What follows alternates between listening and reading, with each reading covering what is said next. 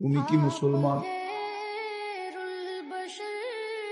কোরআন বলে এই মানুষগুলা যখন দুযোগে যাবে তো কাফেররা এদেরকে তিরস্কারমূলক বলবে যে আমরা দুনিয়াতে অনলাইনে জানতাম তোমরা মুসলিম, কিন্তু তুমি আর আমি তো এক জায়গায় দেখি।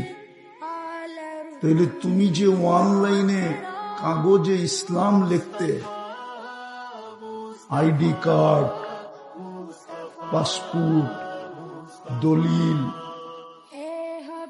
চাকরির অ্যাপ্লিকেশন, পরীক্ষা সরীক্ষা, যেখানে সরকারের কাগজ ধর্ম লিখতে হয়, তোমাকে ইসলাম লেখার কি লাভ হলো? এই ব্যঙ্গ করতে দেরি, আল্লাহর রহমত জোশে আসতে দেরি হলো।